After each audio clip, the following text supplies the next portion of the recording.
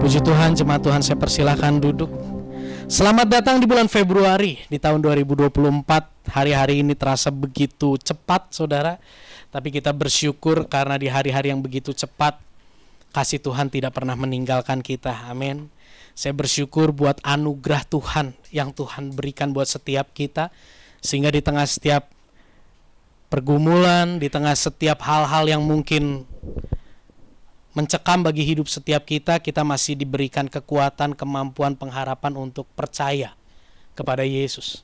Kita masih diberikan sukacita untuk kita memuji, memuliakan Tuhan. Kita masuk di satu series yang baru bulan ini, Church is Home. Gereja adalah rumah. Saudara, ada banyak pandangan orang terhadap yang namanya gereja. Ada yang memandang gereja sebagai gedung ibadah orang Kristen. Ada yang memandang gereja sebagai tempat di mana Tuhan hadir. Ya, jadi kalau di gereja tuh, waduh, kayaknya lu tuh harus nggak boleh gitu ya, bercanda dikit juga nggak boleh karena Tuhan hadir. Kalau di luar sana bolehlah bercanda-bercanda gitu ya. Kalau di gereja harus kudus, kalau orang berdosa, wah nggak boleh datang ke gereja. Ada orang yang menjadikan gereja, memandang gereja sebagai tempat untuk mengakui keberdosaan. Aduh, aku udah banyak dosanya nih. Aku harus datang ke gereja, aku harus ngaku sama Tuhan. Karena Tuhan ada di gereja. Ada yang memandang gereja sebagai tempat menebus dosa. Wah, aku udah banyak nih lakuin hal-hal yang salah, yang gak bener gitu ya. Aku mau ke gereja, semoga dosaku terhapus. Ya. Tapi ada juga di sisi lain orang yang memandang gereja sebagai tempat atau kumpulan orang-orang munafik. Pernah dengar Bapak Ibu? Ada orang yang berpikir demikian. Gereja adalah kumpulan orang-orang munafik yang cuman tahu tentang firman tapi tidak melakukannya. Cuman baik di dalam gedung, ya, di dalam gedung haleluya, di luar gedung hulukuya, gitu ya. Kebalikan gitu. Tempat orang-orang munafik. Oh, gereja itu tempat kasih persembahan supaya kita diberkati. Ya, makanya ada orang yang satu orang pernah bincang sama saya. Sak, tahu nggak tempat pencucian uang paling aman itu di mana? Di rumah ibadah. Karena ketika ketangkep, diaudit, kalau yang ke rumah ibadah itu nggak akan diusik katanya gitu. Ya. Jadi banyak yang pencucian uang, wah kasih persembahan ke gereja yang gede gitu, supaya diberkati, supaya aman. Ada yang menjadikan gereja sebagai tempat mencari partner bisnis. Wah, ya di sini ada agen asuransi, tapi di sini mah enggak gitu ya.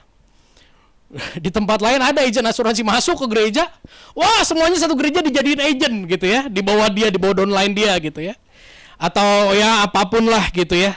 Jadi tempat untuk cari partner bisnis. Karena apa? Berharap di gereja menemukan orang yang baik, yang jujur dalam berbisnis. Gitu ya, atau tempat mencari mangsa dalam berbisnis. Masuk ke gereja, jalin bisnis, wah ketemu di gereja, wah baik nih, udah gitu dimangsa gitu ya. Tempat pencucian uang dan sebagainya. Hal-hal ini seringkali membuat orang menjadi kecewa, menjadi apatis terhadap gereja. Kemarin ngobrol sama Bro Berry, apalagi waktu kita udah tahu dapurnya gereja, waduh, ya kita makin melihat sebuah kenyataan realita yang mencengangkan gitu ya. Nah, hari ini kita mau belajar bagaimana sih gereja dari sudut pandang Yesus sebagai pendiri gereja. Kita mau belajar sama-sama dari dalam kitab Lukas pasal yang ke-15. Ya, Lukas pasal 15 ayat 1 sampai dengan ayat yang ke-32. Wah, ayatnya udah banyak, khotbahnya lama. Enggak, ya. Kita enggak bahas satu-satu ayatnya. Tapi yang menarik di sini di dalam Lukas 15 ini ada 3 perikop dengan judul perumpamaan tentang domba yang hilang, perumpamaan tentang dirham yang hilang, dan perumpamaan tentang anak yang hilang. Dari perikop ini, dari pasal ini kita mau belajar bagaimana Yesus memandang gereja. Poin yang pertama kita akan sama-sama belajar tentang pelayanan Yesus. Pelayanan Yesus itu seperti apa sih? Ya, kita baca sama-sama Lukas 15 ayat 1 sampai 2. 1 2 3. Para pemungut cukai dan orang-orang berdosa biasanya datang kepada Yesus untuk mendengarkan dia. Maka bersungut-sungutlah orang Farisi dan ahli-ahli Taurat, katanya, ia menerima orang-orang berdosa dan makan bersama-sama dengan mereka. Saudara, dalam pembacaan 2 ayat ini ada sebuah hal yang sangat kontras. Yang di ayat yang ke-1 dikatakan Yesus biasa kumpul, Yesus biasa makan, Yesus biasa bergaul dengan orang pendosa, ahli Taurat, dan semua orang yang dipandang najis. Dan orang-orang itu duduk mendengarkan Yesus. Berarti pesan yang disampaikan oleh Yesus itu pesan yang sangat menarik bagi orang-orang berdosa. Tapi di ayat 2, di situ ada yang bersungut-sungut. Siapa yang bersungut-sungut? Orang Farisi, ahli Taurat, yang saya tulis dengan ahli agama. Ada ahli agama, ada pendosa. Ahli agama ini protes. Karena satu sisi Yesus dilihat sebagai pribadi yang mengajarnya penuh dengan hikmat, bisa melakukan mujizat, gitu ya. Kok sepertinya ngerti banget firman Tuhan, tapi ada masalah besar. Yesus sangat akrab dengan pendosa, di mana pendosa-pendosa tersebut dinilai tidak layak menerima pengampunan. Bahkan untuk masuk ke rumah ibadat aja mereka nggak boleh, mereka nggak layak menurut ahli Taurat, orang Farisi. Hal ini sangat membuat gusar dan marah dari ahli agama. Mereka menilai orang berdosa nggak layak diperlakukan dengan begitu istimewa. Tapi Yesus memperlakukan mereka dengan begitu istimewa. Ya, saya pernah satu kali, saya lagi nongkrong sama teman-teman saya, ya, yang terlihat tatonya dari kaki sampai leher, yang terlihat. Ya, terus ada salah satu yang kenal saya sebagai pendeta dan sebagainya lah. Sak, lu nongkrong sama itu, lu tahu nggak dia kayak gimana kelakuannya? Ya gue tahu, itu teman lama gue, saya bilang. Itu teman lama saya. Emang kenapa kalau saya nongkrong sama dia? Aduh, kayaknya kurang enak dipandang. Pendeta kok nongkrongnya sama yang begitu, udah gitu malam-malam, terus di meja lu banyak botol ijo lagi, gitu ya, yang gambarnya bintang, bukan kecap, bukan saus ya, itu di kedai bakso ya. Dia nanya, Sak, kok gaulnya sama yang kayak gitu? Ya kan kalau duduk di situ ada rokok, ada vape, ada sisa yang tinggi, ada minuman, bukan berarti saya ikut di situ. Ya saya ngobrol, saya bangun hubungan sama mereka, apa salahnya? Itulah yang dialami oleh Yesus. Ketika Yesus makan bersama dengan para pendosa, dinilai bahwa Yesus memperlakukan mereka dengan sangat luar biasa, dengan sangat istimewa, saudara. Dan itu membuat gusar para ahli agama. Jadi dari sisi ahli agama, kelakuan Yesus mendatangkan kegusaran. Tapi sebaliknya, dari sisi para pendosa, kehadiran Yesus itu merupakan sebuah terobosan bagi diri mereka. Kenapa? Karena sebelumnya para pendosa ini tidak punya kesempatan untuk mendengar, untuk mengalami kebenaran dan kasih Allah. Tapi lewat kehadiran Yesus mereka mengalaminya. Lewat kehadiran Yesus mereka mengalami satu penerimaan tanpa syarat. Dan saya mau katakan, kehidupan dan pelayanan Yesus itu, Yesus telah menjadi rumah bagi orang berdosa. Home itu beda dengan house. House itu rumah ya, bukan tikus. Tikus mah house ya. Home itu berbeda dengan house. Kalau house itu gedungnya. Tapi kalau home itu bicara tentang relasi, tentang hubungan, tentang kasih, tentang keeratan, tentang kedekatan, intimasi orang-orang yang ada di dalam rumah tersebut. Sekalipun tidak ada gedungnya, sekalipun Yesus pindah-pindah tempatnya, tapi orang-orang berdosa yang terusir dari rumah ibadat, mereka merasakan ada sebuah tempat untuk mereka berteduh, untuk mereka bernaung, di mana mereka bisa merasakan kasih Allah, mereka bisa mengerti kebenaran, mereka bisa melihat bahwa mereka diperlakukan dengan istimewa. Kita banyak lihat contohnya dengan pelacur. Yesus ngobrol, pelacur sendiri ngerasa nggak layak diajak ngobrol sama Yesus. Tapi Yesus menyampaikan kepada mereka, kepada orang itu bahwa aku ini yang dijanjikan di dalam perjanjian lama, aku ini Mesias. Yesus lagi jalan lewat rumah cukai. Kalau orang ahli Taurat, orang Farisi lewat rumah cukai, muka mereka udah muka sinis.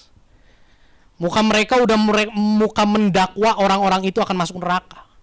Tapi ketika Yesus lewat rumah cukai, Yesus senyum, panggil, "Bro, sini.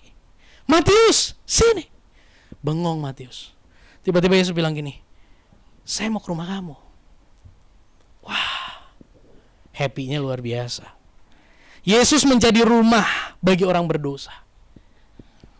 Yang kedua, poin yang kedua, kita akan lihat pola pelayanan Yesus sebagai rumah bagi orang berdosa itu seperti apa. Tadi di awal saya jelasin ini. Di dalam pasal 15 ada 3 perikop. Yang pertama tentang domba yang hilang. Yang kedua tentang dinar yang hilang. Dinarnya dinar mata uang, bukan dinar candy. Dan yang ketiga adalah tentang anak yang hilang. Semuanya tentang sesuatu yang hilang. Dan di dalam tiga perikop ini, dalam 3 perumpamaan ini, ada 4 pola yang sama dari kesemuanya. Tentunya kita udah pernah dengar ya, domba yang hilang, 1 hilang, 99 ditinggal, 1 diambil. Dinar yang hilang, ada 10 dinar, 1 dinar hilang, dicari, diambil, ditemukan. Anak yang hilang, ada 2 anak, 1 anak hilang, dinantikan oleh bapaknya, ditemukan. Dan ini polanya, hilang, lalu dicari. Setelah dicari, ditemukan. Setelah ditemukan, dia apa? Dirayakan. Menarik. Kita akan bahas 4 hal ini. Yang pertama tentang hilang. Domba yang hilang, dinar yang hilang, anak yang hilang. Kenapa domba bisa hilang? Domba itu adalah hewan yang berkelompok ketika berjalan. 99 ada di satu kelompok, yang 1 hilang. Mungkin domba itu namanya Yusak. Karena Yusak suka mencari jalan lain gitu ya. Yang menurut Yusak baik. Menurut pandangan Yusak baik gitu. Domba ini hilang karena dia tertarik dengan sesuatu yang buat dia menarik gitu. Akhirnya dia mengkol dan akhirnya terhilang. Tentang anak yang hilang. Ulah siapa dia bisa terhilang? Ulah dirinya sendiri. Tapi sekalipun domba itu hilang karena ulahnya sendiri, anak itu menjadi anak yang hilang karena ulahnya sendiri. Bahkan mungkin domba itu jalan-jalan sambil bersiul-siul, indah banget ya di sini, dia nggak tahu bahwa itu tempat yang berbahaya. Domba itu mungkin merasa tidak hilang, tapi yang menarik, sang gembala tetap mencari. Saudara, 4 pola ini pun melambangkan kehidupan kita. Melambangkan pelayanan Yesus bagi orang berdosa, menjadi gambaran bagaimana Yesus melayani atau menjadi rumah bagi orang-orang berdosa. Kejadian 3 ayat 23 sampai 24 firman Tuhan bilang begini. Lalu Tuhan Allah mengusir dia, Adam dan Hawa, dari Taman Eden, supaya ia mengusahakan tanah itu dari mana ia diambil. Lalu ia menghalau manusia itu di sebelah timur Taman Eden, ditempatkannya beberapa kerup dengan pedang yang bernyala-nyala dan menyambar-nyambar untuk menjaga jalan kepada pohon kehidupan. Hal yang seringkali kita nggak sadar ketika manusia jatuh ke dalam dosa, seringkali gini ya, apa sih yang terhilang dari manusia ketika manusia mulai jatuh dalam dosa? Oh, kenyamanan Taman Eden hilang. Oh, penyediaan Tuhan hilang. Oh, kenyamanan hilang. Apalagi? Bingung. 1 kehilangan terbesar manusia ketika jatuh dalam dosa, yaitu hubungan. Hubungan dengan Allah terputus. Hubungan dengan Allah rusak. Ketika hubungan dengan Allah terputus dan rusak, Kejadian 6 ayat yang kelima. Ketika Tuhan melihat bahwa kejahatan manusia besar di bumi, dan bahwa segala apa? Kecenderungan hatinya selalu membuahkan kejahatan semata-mata. Artinya ketika manusia terputus hubungannya sama Tuhan, manusia itu nggak mencari Tuhan. Manusia itu tidak berusaha mencari Tuhan, tapi yang terjadi apa? Mereka makin lama makin jahat. Mereka makin lama makin nyaman menghidupi keberdosaan mereka. Makin lama mereka makin mencari kepuasan di luar Tuhan. Sedikit tentang pohon kehidupan yang pernah saya bahas. Pohon kehidupan adalah pohon yang boleh dimakan kapanpun oleh Adam dan Hawa. Tapi setelah mereka jatuh dalam dosa, mereka nggak boleh lagi makan pohon kehidupan. Ayat sebelumnya tadi kita baca apa? Ada pedang yang bernyala-nyala dan menyambar-nyambar, yang menjaga supaya manusia nggak boleh masuk atau makan lagi dari pohon kehidupan. Artinya mereka yang tadinya boleh makan pohon kehidupan, setelah jatuh dalam dosa, mereka nggak boleh lagi makan pohon kehidupan. Apa yang terjadi? Hati mereka kosong, hati mereka hampa. Ketika hati mereka kosong, hampa, tidak menemukan pohon kehidupan, mereka mencari substitusinya. Mereka berpikir uang bisa menggantikan pohon kehidupan, ketenaran bisa menggantikan pohon kehidupan. Itu yang dikejar, yang tanpa disadari membuat manusia makin lama makin jahat. Segala perbuatannya, segala kecenderungan hatinya selalu membuahkan kejahatan semata-mata. Dan di dalam Yohanes 12 ayat 35, demikian firman Tuhan, hanya sedikit waktu lagi terang ada di antara kamu. Selama terang itu ada padamu, percayalah kepadanya, supaya kegelapan jangan menguasai kamu. Barang siapa berjalan dalam kegelapan, ia tidak tahu kemana ia pergi. Apa yang bisa kita ambil dari ayat ini? Di mata Allah, manusia yang makin hari makin jahat, makin hari makin dikontrol oleh hawa nafsu mereka, orang-orang ini adalah orang-orang yang hidup di dalam kegelapan, saudara. Ya, kondisi manusia berdosa di hadapan Allah, Allah melihat manusia berdosa sebagai pribadi yang terhilang, pribadi yang terasing, pribadi yang terpisah dan kesepian. Di mata Allah, manusia yang jatuh ke dalam dosa adalah pribadi-pribadi yang terhilang. Terhilang dari apa? Terhilang dari hubungan dengan Allah, Sang Pencipta. Pribadi yang terasing. Terasing dari apa? Terasing dari Sang Perencana kehidupan. Terpisah dari apa? Terpisah dari Allah yang memiliki rancangan yang indah.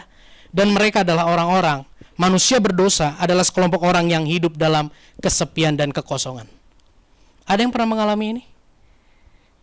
Awalnya kita merasa bahwa uang bisa memuaskan kita. Minggu lalu ya, kalau nggak salah saya jelasin ya. Ketika rekening kita, wah kayaknya bahagia ya, kalau punya rekening, di rekening 500 juta. Wah, kerja mati-matian. Begitu rekening 500 juta. Selagi seneng nih, tiba-tiba ada IG story teman kita, foto rekeningnya, saldonya yang bernilai 510 juta. Beda berapa juta? Oke, beda 10 juta ya. Kira-kira gondok nggak yang tadinya senang sama 500 juta?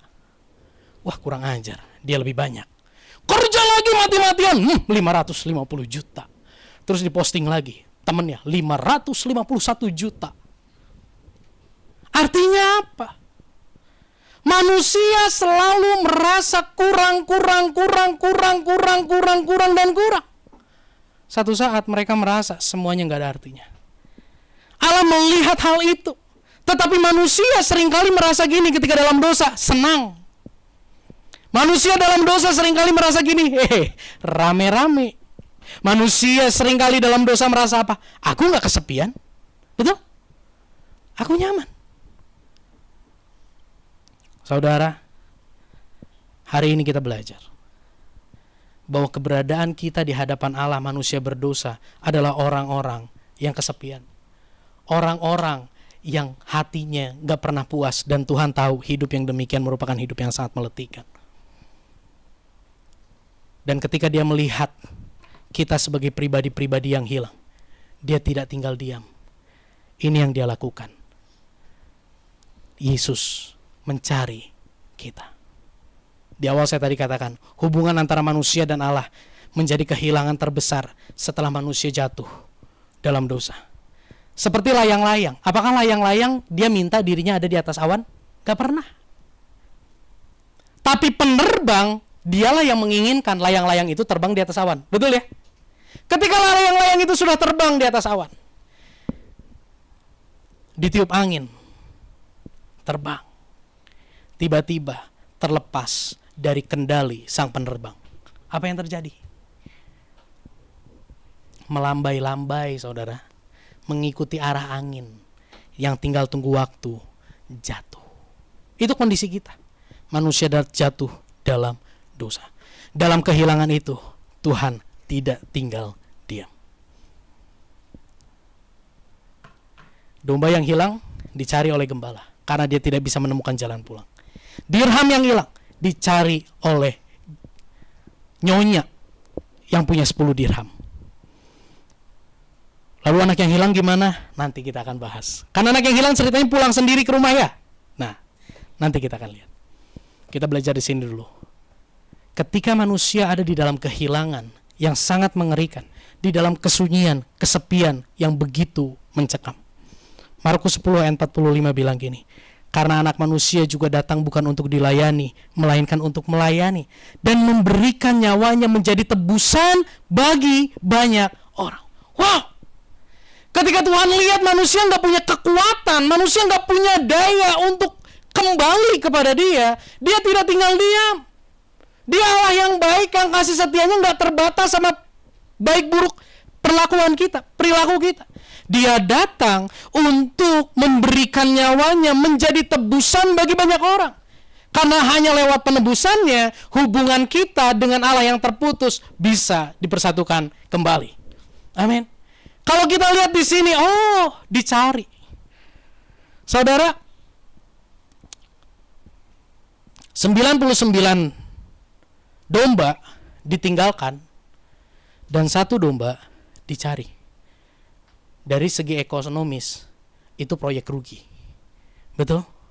99 ditinggalkan dan yang 1 dicari. Di dalam kisah ini bukan menceritakan gembala yang tidak bertanggung jawab dengan yang banyak. Tapi di sini menonjolkan sebuah benang merah, yaitu gini, 1 pun berharga di hadapan Dia. Sang gembala nggak puas dengan yang 99. Ketika 99 terkumpul, hatinya, pikirannya terfokus kepada 1 domba yang hari itu, yang saat itu sedang dalam kesepian. Yesus tinggalin sorga bukan ketika sorga lagi resesi. Yesus tinggalin sorga bukan ketika sorga ditimpa musibah. Dia pindah tempat ke dunia supaya lebih nyaman. Di sana dia sudah sangat nyaman. Tapi kenyamanan itu ditinggalkan. Karena di dalam kenyamanan hati dan pikirannya tidak bisa berhenti untuk memikirkan saya dan saudara yang sedang ada dalam kegelapan, kehilangan, dan kesepian.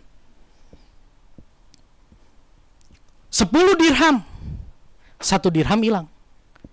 Kalau Bapak Ibu baca, sang pemilik dirham itu, dia sapu. Dia menyapu rumahnya, mencari dan menyapu rumahnya. Tapi di terjemahan aslinya, bukan nyapu. Dia obrak-abrik, dia bongkar seisi rumahnya, dia cari dirham itu sampai ketemu. 99 ditinggal, cari 1, effortnya besar. 1 hilang, 9 dimiliki, cari yang 1, effortnya besar. Mari sadari hal ini. Firman Tuhan berkata, Yesus yang walaupun dalam rupa Allah, tetapi Ia tidak menganggap kesetaraan dengan Allah itu sebagai milik yang harus dipertahankan. Melainkan Yesus mengosongkan dirinya sendiri dan mengambil rupa seorang hamba dan menjadi sama dengan manusia. Dan dalam keadaan sebagai manusia, Ia telah merendahkan dirinya dan taat sampai mati. Bahkan sampai mati di kayu salib. Ini yang Yesus lakukan untuk mencari kita orang-orang berdosa. Dia tinggalkan kenyamanan sorga, dia jadi sama seperti manusia. Bahkan dia mengambil rupa seorang hamba kasta terendah. Dan dia rela menjalani kehidupan yang begitu mengerikan dan cara mati yang begitu najis. Dengan cara disalibkan. Semua itu Yesus lakukan. Supaya saya dan saudara, orang-orang berdosa, bisa mengalami kasih Allah. Kita yang seharusnya mengalami murka Allah, tetapi kita diizinkan untuk mengalami kasih Allah, itulah anugerah. Saudara, sekalipun berdosa, sekalipun hati manusia itu memberontak, sekalipun manusia itu merasa baik dengan kondisinya dalam keberdosaannya, nyaman dalam keterpurukannya, tapi manusia tetap berharga di hadapan Allah. Kasih Allah jauh lebih besar dari keberdosaan dan pemberontakan manusia. Inilah yang membedakan kekristenan dengan yang lain. Di dalam kekristenan, saya dan saudara diperhadapkan dengan sebuah kenyataan, kita adalah orang-orang yang harusnya dihukum, tapi di sisi lain kita diperhadapkan dengan sebuah kenyataan, Dia rela menggantikan kita menjalani penghukuman. Itulah indahnya Injil. Itulah indahnya kekristenan. Dia mencari kita bukan dengan usaha yang ringan dan kecil. Dia mencari kita supaya kita bisa ditemukan. Dia harus melewati sebuah perjalanan kehidupan yang begitu mengerikan. Dia yang kudus harus jadi berdosa. Dia anak Allah harus menjadi seteru Allah ketika di atas kayu salib, supaya kita yang adalah seterunya bisa menjadi anak-anak Allah.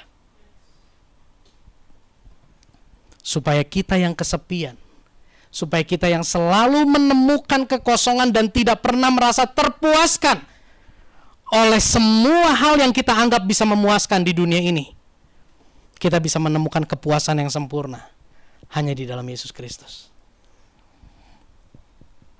Kembali ke 3 perikop tadi, dicari dan akhirnya ditemukan. Lukas 15 ayat yang kelima.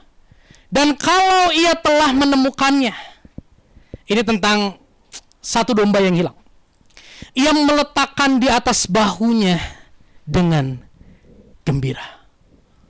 Wow.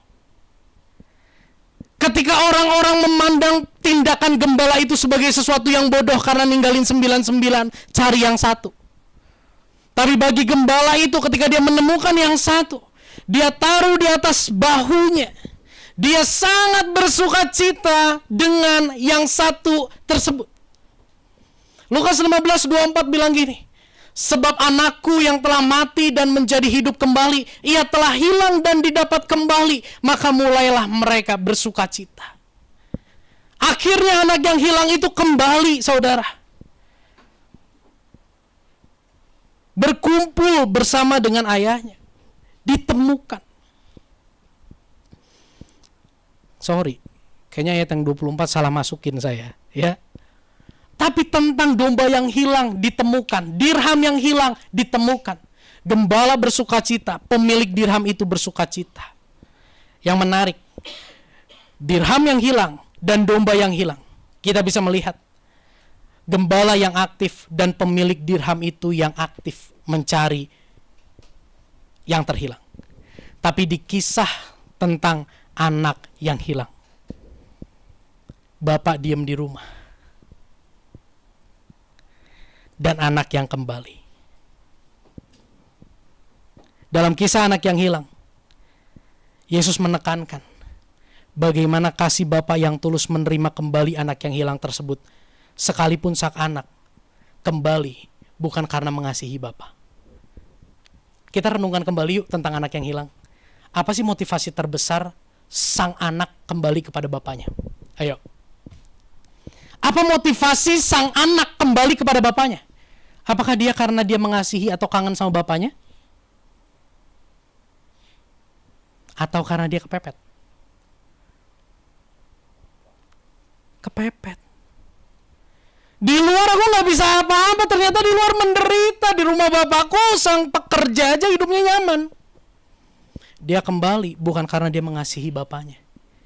Dia kembali karena dia kepepet. Terbukti dia gak say sorry sama bapaknya. Dia tidak melakukan sebuah pernyataan yang menyatakan bahwa ya dia sadar, tapi setelah itu ya udah, aku mau jadi pekerja. Kenapa? Karena pekerja pun nyaman di rumah bapak. Motivasi kepulangan anak bungsu bukan karena dia mengasihi bapak, tetapi mengasihani dirinya sendiri. Kalau nggak ada bencana kelaparan, anak itu nggak akan pulang. Atau kalau bapaknya miskin, anak itu nggak akan pulang. Tapi sekalipun anak itu pulang dengan hati motivasi yang keliru, yang salah, sekalipun anak itu punya track record yang sangat menyakiti hati bapaknya, kita lihat bagaimana kasih bapak itu tidak berkurang sedikit pun kepada anak tersebut. Ketulusan kasih bapak. Saudara, ketika 3 perikop itu menjelaskan, yang terhilang dicari. Ketika dicari, akhirnya ditemukan. Dicari itu adalah inisiatif sang pencari. Hari ini, saya mau pastikan bahwa Anda dan saya adalah orang-orang yang sudah ditemukan. Nanti di akhir kita akan lihat. Setelah dicari, ditemukan. Yang terakhir, apa? Dirayakan. Domba yang satu ketemu, akhirnya sang gembala panggil teman-temannya berpesta. Dirham ketemu, akhirnya sang pemilik dirham panggil teman-temannya, adakan pesta. Anak yang hilang datang kembali, akhirnya apa yang dilakukan oleh sang bapak? Mengadakan pesta. Semuanya dirayakan. Padahal bisa aja harga domba itu jauh lebih mahal. Harga domba itu perayaannya jauh lebih mahal dari harga dombanya. Perayaannya jauh lebih mahal daripada harga dinarnya. Anak sulung marah ketika dia pulang, adiknya dirayakan karena dia menilai adiknya tidak layak untuk menerima hal tersebut. Saya mau katakan, saudara, firman Tuhan berkata gini. Dan setibanya di rumah, oke, slide berikutnya. Nah, ayat yang ke-7, firman Tuhan bilang begini. Aku berkata kepadamu, demikian juga akan ada sukacita di sorga karena satu orang berdosa yang bertobat. Lebih daripada sukacita karena 99 orang benar yang tidak memerlukan pertobatan. Ketika kita mengalami pertobatan, ketika kita ditemukan, sesungguhnya kita dirayakan. Ayat yang ke-10 bilang gini, aku berkata kepadamu demikian juga ada sukacita pada malaikat-malaikat Allah karena satu orang berdosa apa? Bertobat.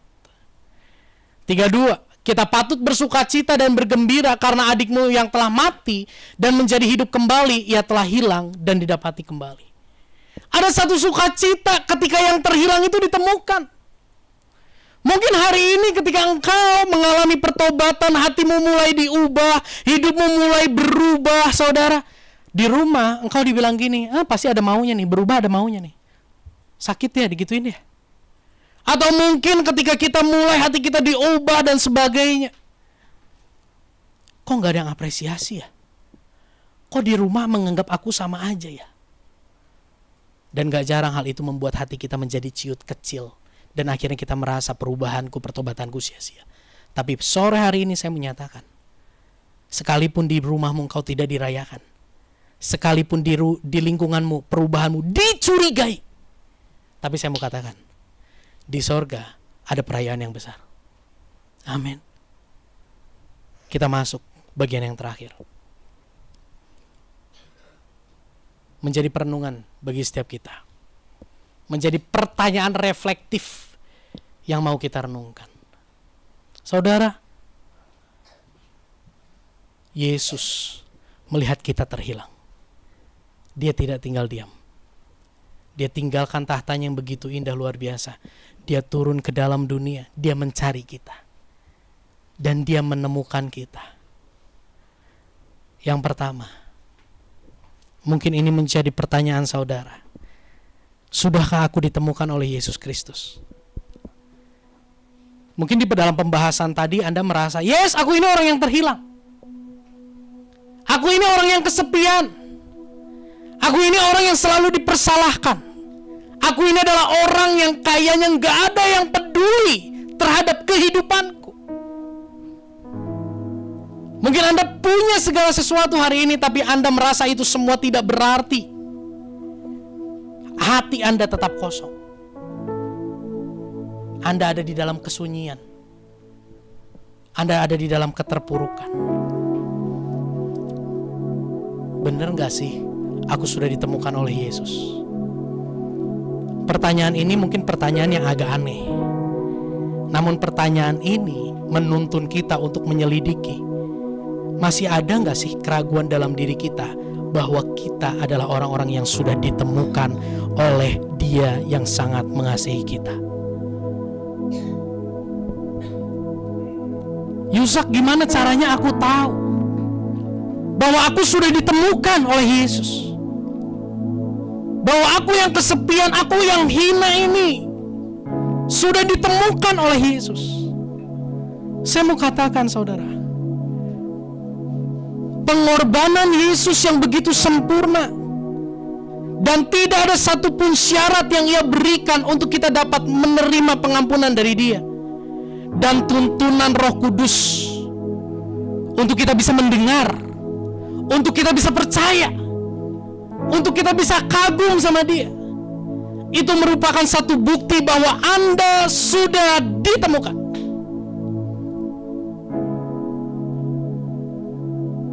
Saya mau katakan, kehadiran Anda sore hari ini di tempat ini, dan Anda mendengar kabar bagaimana Dia mencari Anda dan saya,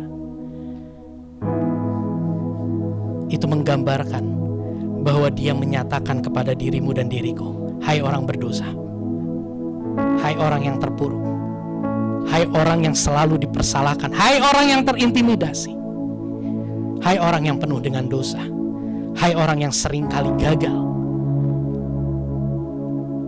aku sudah menemukan engkau. Kamu berharga.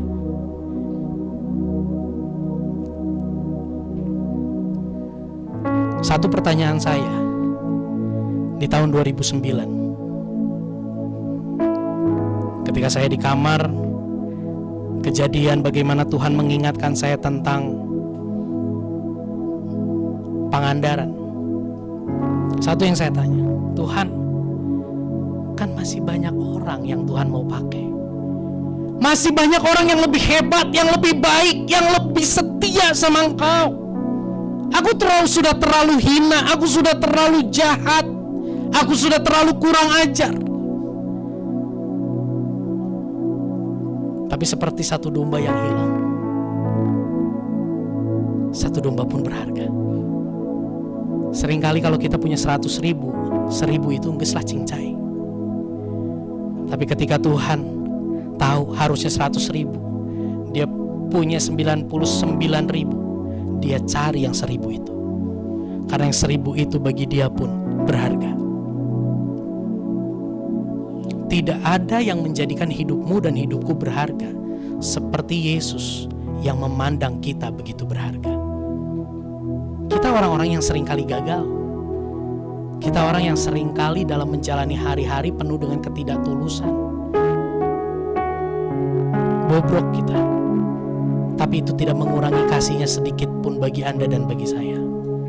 Hari ini jika Anda merasa sendiri, Anda merasa kesepian, Anda merasa begitu kotor, bobrok, hancur hidupmu, saya mau bilang, berita Injil yang Anda hari ini dengar, itu merupakan bentuk kasih Tuhan, bahwa Dia menyatakan gini, aku sayang sama kamu. Kamu najis, kamu kotor, kamu hina, tapi aku sayang sama kamu. Aku membeli kamu dengan nyawaku. Kita ditemukan. Jangan berkecil hati. Jangan samakan pandangan lingkungan dengan cara dia memandang kita. Anda dan saya ditemukan. Perenungan yang kedua. Ketika kita tahu bahwa aku sudah ditemukan, aku dirayakan, aku berharga di mata Tuhan. Menjadi perenungan buat kita hari ini. Adakah kerelaan dalam diri kita untuk seperti Yesus menjadi rumah bagi orang berdosa, bagi lingkungan kita? Yesus sudah menjadi rumah bagi kita orang yang kesepian, kesunyian, dan kita sudah merasakan sukacita itu. Kita sudah merasakan, wow, begitu indah berjalan bersama Yesus. Kita merasa terima kasih Tuhan, aku yang begitu bobrok ditemukan lewat pengorbanan. Adakah kerinduan, kerelaan dalam diri kita untuk kita pun bisa menjadi rumah bagi orang berdosa, di mana mereka dapat merasakan kasih Yesus melalui kehidupan kita? mana mereka bisa merasakan kasih Yesus melalui perkataan, tindakan, ketulusan kita. Di mana mereka bisa merasakan terobosan dalam hidup mereka. Ketika semua orang menutup diri, namun mereka menemukan kita, membuka diri, menyatakan, aku mengasihimu dan aku hadir untukmu. Ini yang seharusnya terjadi.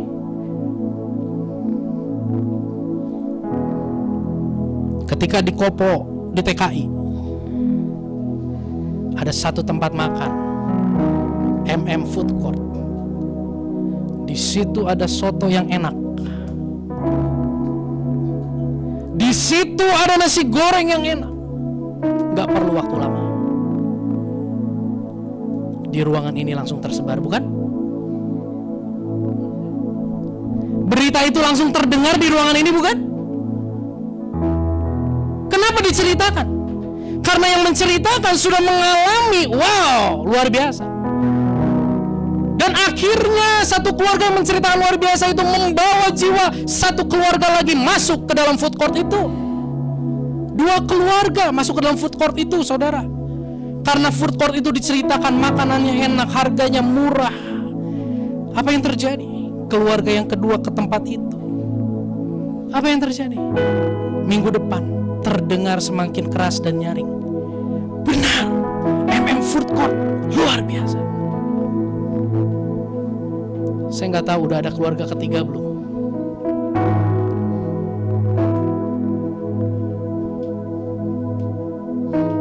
Enaknya makanan di Food Court itu hanya sebatas di mulut kita.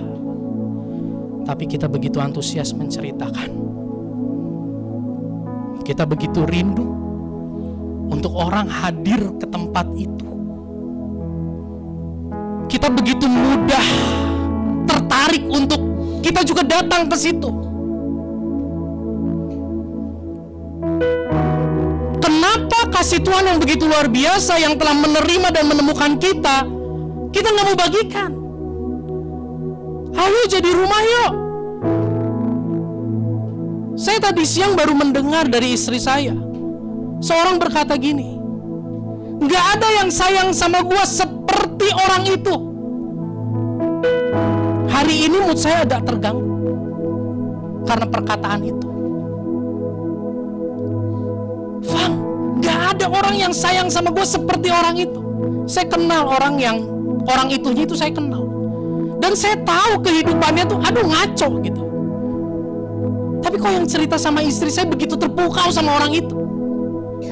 Saya kayaknya pengen ngomong gini, hei, itu kasih Yesus jauh lebih indah. Yang cerita sama Fang menemukan rumah yang nyaman, home yang nyaman di dalam diri orang yang terbatas dan saya tahu bobrok. Itu mengusik hati saya, hati kita. Harusnya mereka nemuin rumah itu di kita loh.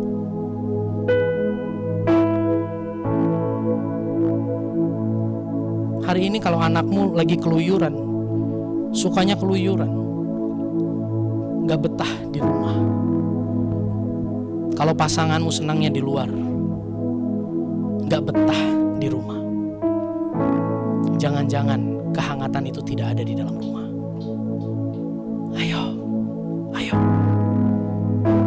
Kita jadi rumah bagi orang-orang berdosa.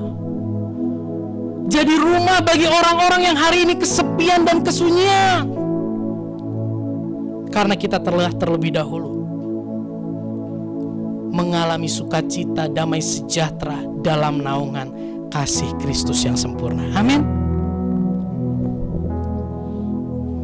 Yesus tidak ada intimidasi.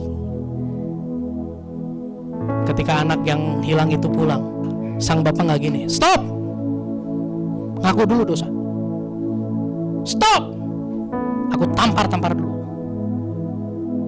Gak ada.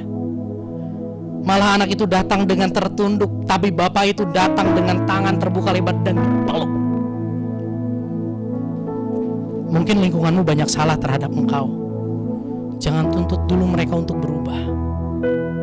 Tapi jadilah rumah bagi mereka yang akhirnya mereka akan berubah. paling terakhir, komunitas kita di tempat ini. Sudahkah GCC Jerusalem Community Church menjadi rumah bagi orang berdosa yang membawa mereka mendengar, mengalami kasih Yesus melalui komunitas kita? Sudah belum Jerusalem Community Church ini menjalankan perjalanannya sebagai gereja seperti Yesus? Pola pelayanan Yesus sudah belum terjadi di tengah komunitas kita? GCC bisa menjadi rumah bagi orang-orang berdosa. Itu bukan tugas Bapak Ibu Gembala, bukan tugas pelayan-pelayan aja. Makanya di akhir tahun saya sempat bertemu dengan sebagian besar di antara kita. Saya katakan, ayo kita rayakan orang yang datang, kita sambut, sekalipun Anda gak kenal. Ruangan kita kecil. Jangan sampai orang merasa asing ketika masuk ke dalamnya.